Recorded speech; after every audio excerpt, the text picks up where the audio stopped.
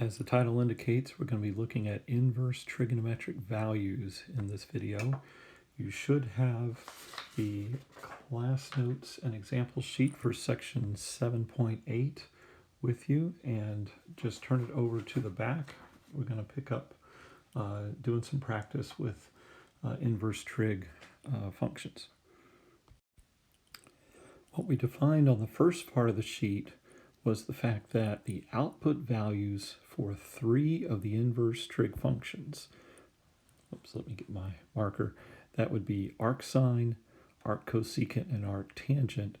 Their output values always go from negative pi over 2 to positive pi over 2 for the angles. All right, so you're thinking in terms of the fourth quadrant and the first quadrant. All right, and then the other 3, the arccosine, and naturally the arcsecant, they're kind of related, and the arccotangent, their output values always go from 0 to pi radians in terms of their angles. All right, and you can see that all of them do involve the first quadrant, right? Anytime you have a positive input for one of these inverse trig functions, the output will come from the first quadrant. It has to, all right? You'll also notice none of the outputs are in the third quadrant, so no inputs that you can put into an inverse trig function will yield an output from the third quadrant. So these 3 here, if they have a negative input, will yield an angle between negative pi over 2 and 0. And then these 3 inverse trig functions, if they have a negative input, will yield an output or an angle from pi over 2 all the way to pi in the second quadrant. Okay, so you can use this diagram to help you when you're trying to figure out what angle you need to give for an answer. And let's get started here with the arcsine of 1/2. I'll remind you that the sine of an angle always equals a ratio, right? So we're turning it around, and we take the inverse sine of a ratio to equal an angle. So this 1/2 right here is a ratio, right? I'm going to put an R right there, and we are looking for an angle. All right, so since, of course, we have a positive input here, that makes it easy. We know we're looking in the first quadrant, and this is one of our exact values, so we just got to think, where is the sine going to be 1/2? If it helps, you could write this as, you could write, we're looking for theta, and you know that the sine of theta is equal to 1/2. All right. The important point to remember is that our answer here, there's only one answer. We can't give 2 answers. And so the only answer we can give is pi over 6, even though the sine of 5 pi over 6 out here is also 1/2. Okay, that can't be the answer because we have to give our answer between negative pi over 2 and positive pi over 2 when it's inverse sine. All right, it's the same thing as if we were talking about, hey, what's the square root of 9?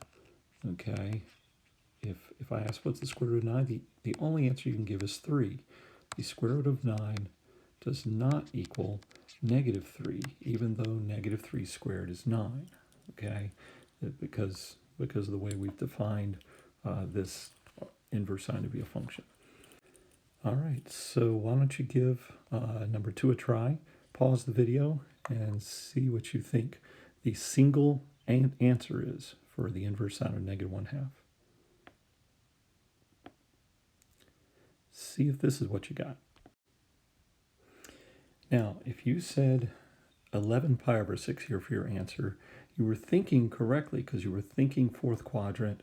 You're looking for, the angle whose sine will be negative 1/2. But 11 pi over 6 is not exactly right because that number, 11 pi over 6, is not between negative pi over 2 and positive pi over 2.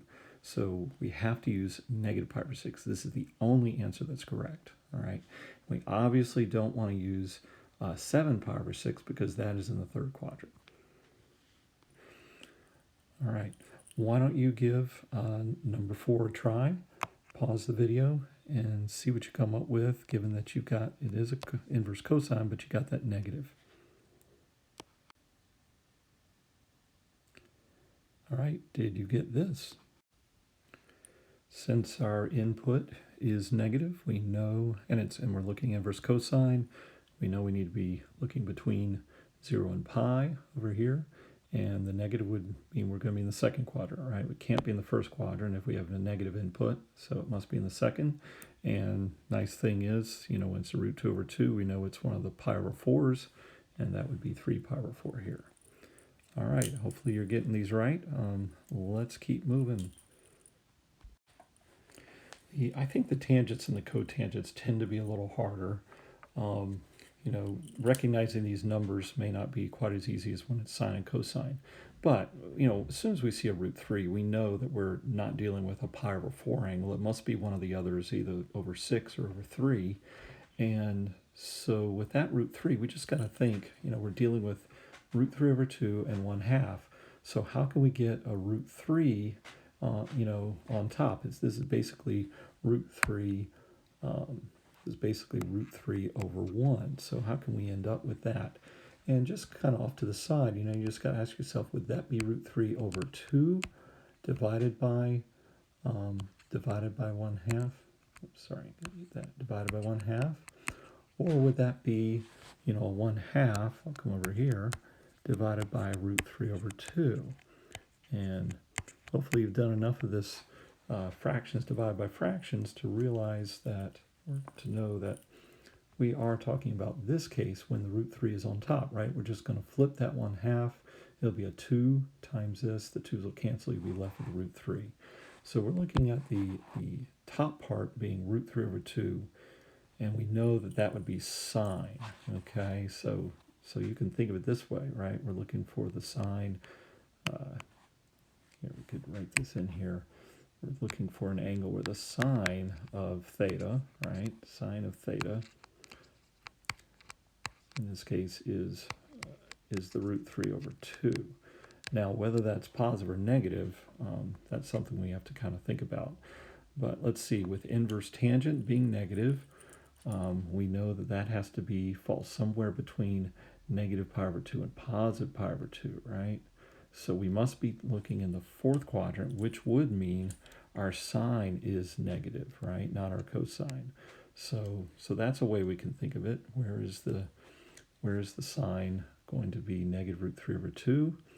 And thinking about that, that's the longer piece is going to be the y, and so that would be the 5 pi over 3, I believe, right? We have a winner. So the inverse tangent of negative root 3 over 1 would be 5 pi over 3, right? Oh, wait a minute. I think I fell into the trap, right? If we look closely at our range, we got to be going between negative pi over 2 and 0. So even though we found the right location here in the fourth quadrant, we can't use 5 pi over 3 because that number is not between negative pi over 2 and 0. So we're going to have to go with, instead of 5 pi over 3, we're going to have to go with negative pi over 3. That is really what can be unnerving about these problems, is you're even in the right spot, but you just don't quite have the right number. Keeping in mind that sines and arcsines are inverses of each other, hopefully many of you are looking at this one and thinking this one's rather easy. What's the sine of the arcsine root 2 over 2, right? Keeping in mind root 2 over 2, that's your ratio, right? So when you take its arcsine, this is your angle theta, and now we just want to turn around and take the sine of theta, right? We'd better get root 2 over 2.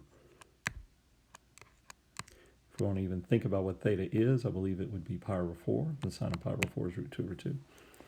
All right, so you might look at number 8 and just assume, well, the arcsine and the sine basically are going to cancel each other out. So if that's the case, then our answer must be 5 pi over 4 over here, okay? But this is where you really have to be careful, because one thing we might think about is, where is 5 pi over 4? That is over here in the third quadrant.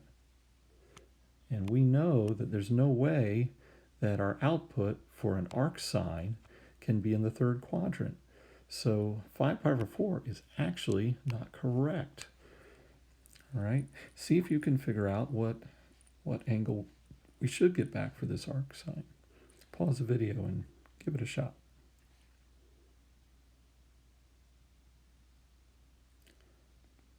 All right, let's walk ourselves through it now. The sine of 5 pi over 4, I'm going to change colors here. The sine of 5 pi over 4, that's down here, of course, in the third quadrant. That's going to be negative root 2 over 2. Okay, so now we're asking ourselves, what's the arc sine? Arc sine of negative root 2 over 2. And arc sine, right, we know has to go somewhere between negative pi over 2 and positive pi over 2. So we can't be giving back 5 pi over 4. And where we're going to be negative would be in the fourth quadrant, right? So we should be looking right here in the fourth quadrant. Now, remember, you might be thinking, oh, that's 7 pi over 4 for the answer. But no, we need to make sure our number is between negative pi over 2 and 0. So we have to go with negative pi over 4 for our answer. If you said negative pi over 4, great job.